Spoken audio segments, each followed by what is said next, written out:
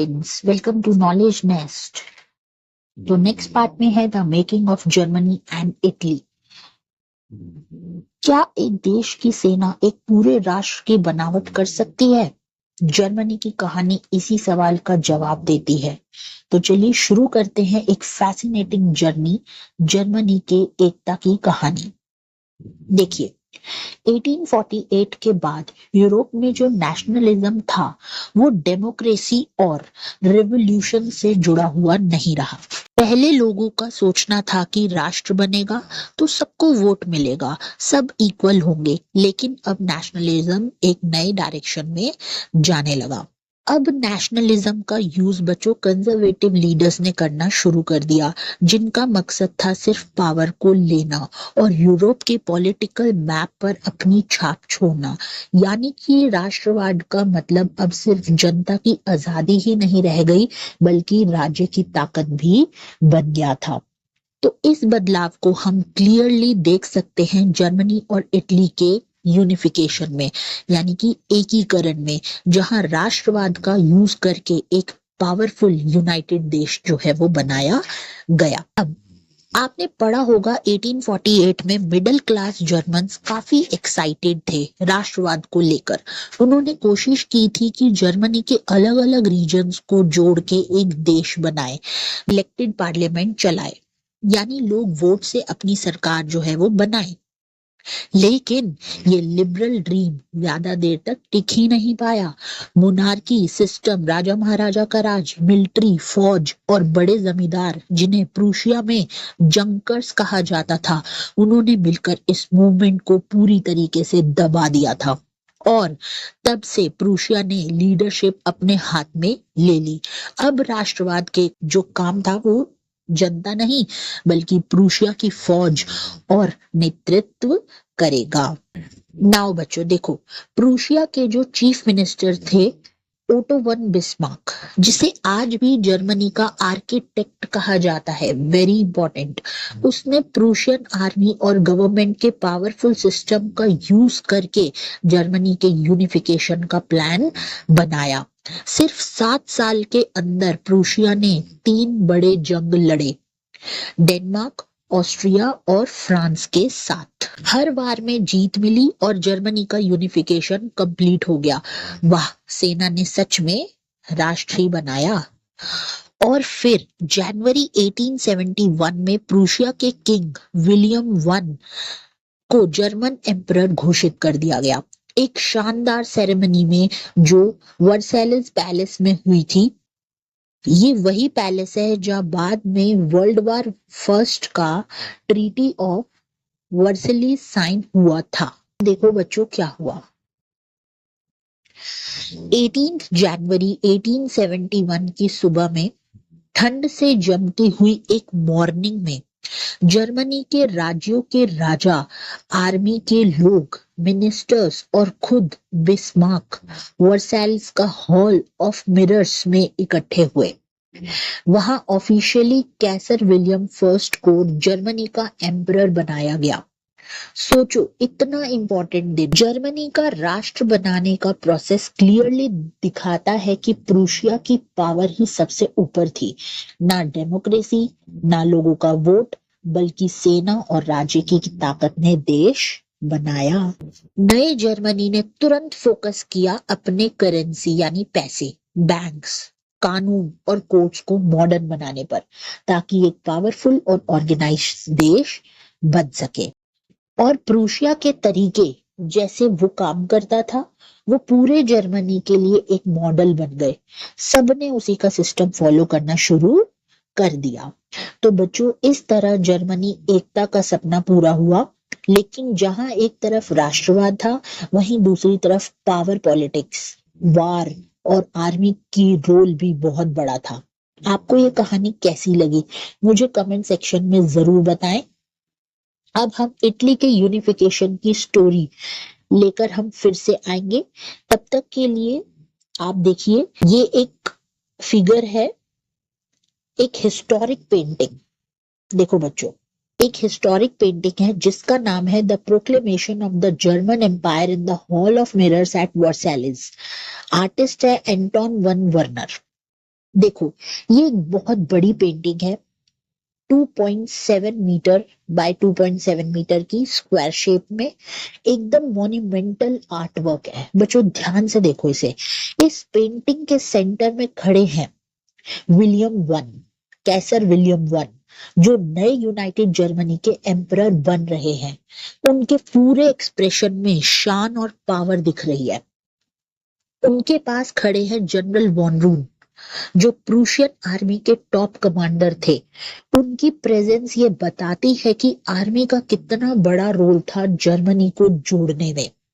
और इनके थोड़ा सा पास एक इंपॉर्टेंट फिगर खड़े हैं, ओटो वन बिस्मार्क, जर्मनी के यूनिफिकेशन के मास्टर माइंड। अगर आप ध्यान से देखें तो वो एक स्पेशल व्हाइट यूनिफॉर्म में है, जो नॉर्मली उनका ऑफिशियल ड्रेस नहीं था। इसका मतलब है कि उनकी इंपॉर्टेंस को हाईलाइट करना। ये पेंटिंग सिर्फ एक सीन नहीं दिखाती बच्चों, ये एक नए जर्मनी का जन्म दिखाती है, जहां हॉल में जितने लोग खड़े हैं वो सब जर्मनी के अलग अलग स्टेट्स के राजाएं, मिनिस्टर्स और आर्मी के ऑफिसर्स हैं। सब मिलकर नए एम्परर को वेलकम कर रहे हैं।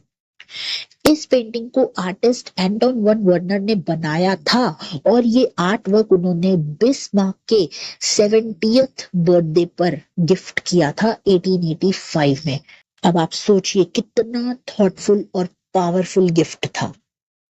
तो इस पेंटिंग में बच्चों ना सिर्फ कला है, बल्कि एक देश बनने का सबूत भी छुपा हुआ है। आपको पेंटिंग का कौन सा पार्ट सबसे इंटरेस्टिंग लगा, कमेंट्स में लिखना बिल्कुल मत भूलना। नेक्स्ट टॉपिक है हमारा इटली यूनिफाइड।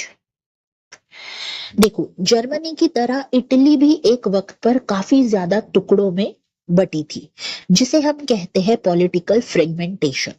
मतलब इटली एक एक कंट्री नहीं थी, बल्कि छोटी छोटी अलग राज्यों में बटी थी। इटालियंस अलग अलग डायनेस्टिक स्टेट्स में बिखरे हुए थे। कुछ लोग हैब्सबर्ग एम्पायर, एक मल्टीनेशनल बड़ा एम्पायर जो कि था, उसके अंडर रहते थे। 19th सेंचुरी के मध्य तक यानी 1850s के आसपास इटली 7 स्टेट्स में डिवाइडेड थी, 7 स्टेट्स में। इनमें से सिर्फ एक स्टेट थी सार्दिनिया, पेडमोंट, जिसे एक इटालियन प्रिंस की फैमिली रूल करती थी। बाकी सब पे आउटसाइडर्स का कंट्रोल था।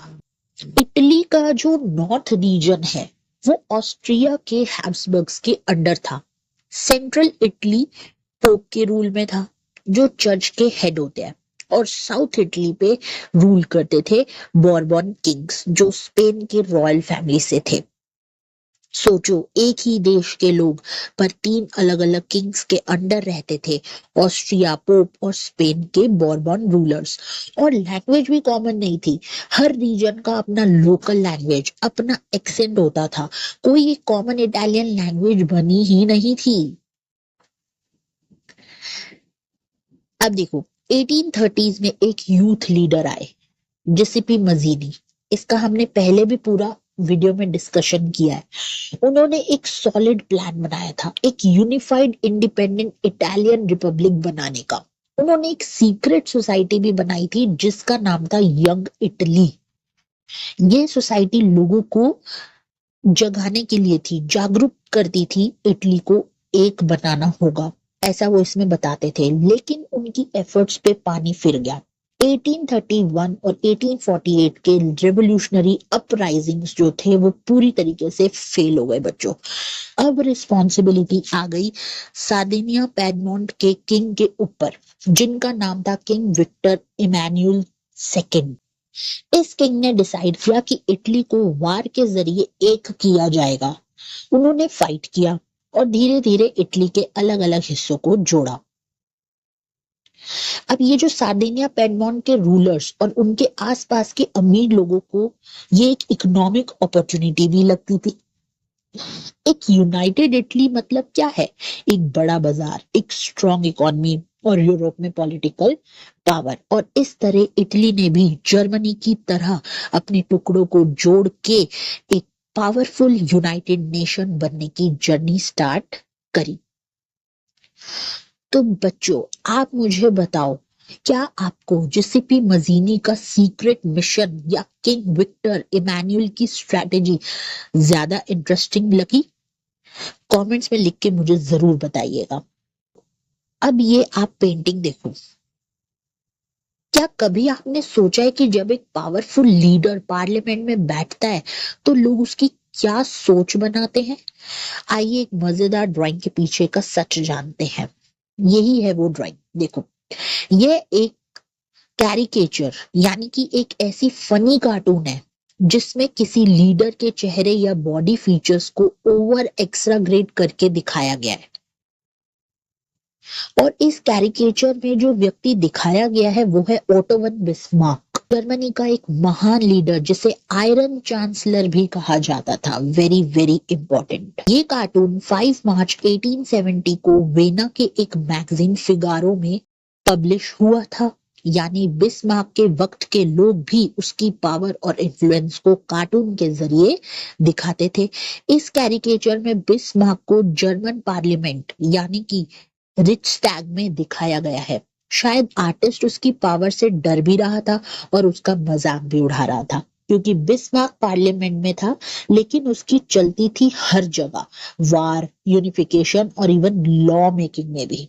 इस ड्राइंग का बच्चों मकसद क्या था? मेन एम यही था कि पब्लिक को दिखाना कि बिस्मार्क सिर्फ एक मिनिस्टर ही नहीं था बल्कि एक पपेट मास्टर था जो जर्मनी के पॉलिटिक्स के पीछे सब कुछ कंट्रोल करता था। तो बच्चों, आपको क्या लगता है कि ऐसे कार्टून्स लोगों को सच दिखाते हैं या सिर्फ हंसी मजाक के लिए ही होते हैं? कमेंट सेक्शन में ये बात मुझे लिखना मत भूलिएगा। और ऐसे और हिस्टोरियल फन फैक्ट्स के लिए आप हमारे चैनल से हमेशा जुड़े रहें। अब देखो बच्चों, आगे चलते हैं। क्या आप जानते हो कि इटली, जो आज एक यूनाइटेड कंट्री है, एक समय टुकड़े टुकड़े में बटा हुआ था? तो चलिए आज जानते हैं उस कहानी के हीरो के बारे में जिनका नाम था चीफ मिनिस्टर कैवियोर। कैवियोर ने इटली का अलग अलग रीजन्स को एक साथ जोड़ने की मूवमेंट को लीड किया, लेकिन ध्यान रहे कि वो कोई रिवोल्यूशनरी या जनता का नेता नहीं थे, ना ही वो डेमोक्रेसी के सपोर्टर थे। कैवियोर भी उन्हीं अमीर और पढ़े लिखे इटालियन एलाइट क्लास के लोगों में से थे जो इटालियन से ज्यादा फ्रेंच भाषा बोलना पसंद करा करते थे। लेकिन कैवियोर के पास एक जबरदस्त टैलेंट था, वो था डिप्लोमेसी का। उन्होंने फ्रांस के साथ एक चतुर अलायंस बनाया जिसके जरिए 1859 सार्डिनिया पेडमोंट ने ऑस्ट्रिया की सेना को पूरी तरीके से हरा दिया। सिर्फ रेगुलर आर्मी ही नहीं बल्कि एक और ग्रुप भी था जो जंग में कूद गया, आर्म्ड वॉलंटियर्स, जिन्हें लीड किया एक पैशनेट लीडर ने जिसका नाम था जिसिपी गरिबल्दी। ये 1860 में गरिबल्दी ने अपनी रेड शर्ट्स आर्मी के साथ साउथ इटली और किंगडम ऑफ टू सिसिलीज में मार्च किया। वहां के गरीब किसानों ने उनका दिल से साथ दिया क्योंकि वो स्पेनिश रूलर से छुटकारा पाना चाहते थे। उनकी मेहनत रंग भी ले आई और स्पेनिश रूलर्स को भगा दिया गया। और फिर आई वो घड़ी जिसका सबको इंतजार था, जो कि क्या थी? 1861 में विक्टर इमैनुअल सेकंड को ऑफिशियली यूनाइटेड इटली का किंग घोषित कर दिया गया। लेकिन रुकिए रुकिए, इटली के आम लोग, खासकर गांव के लोग, इस यूनिफिकेशन और नेशनलिस्ट आइडियोलॉजी के बारे में कुछ जानते ही नहीं थे। उनमें इलिटरेसी बहुत ज्यादा थी, यानी अधिकतर लोग पढ़े लिखे ही नहीं थे। जिन्होंने गरीबाल्दी के साथ दिया उन्होंने इटालिया नाम की चीज का भी उनको पता तक नहीं था। उन्हें लगता था इटालिया एक औरत का नाम है और वो सोचते थे कि लातेलिया शायद विक्टर इमैनुअल की बीवी है। ये बड़ी हंसी वाली बात है। तो दोस्तों, इटली का यूनाइटेड होना एक राजनीति, युद्ध और लोगों के इमोशंस का जबरदस्त मिक्स था। जहां कुछ लोग सोच रहे थे यूनिफिकेशन हो रहा है और कुछ लोग सोच रहे थे कि राजा की शादी हो गई है। ऐसे ही और दिलचस्प हिस्ट्री स्टोरीज के लिए चैनल को सब्सक्राइब जरूर करें।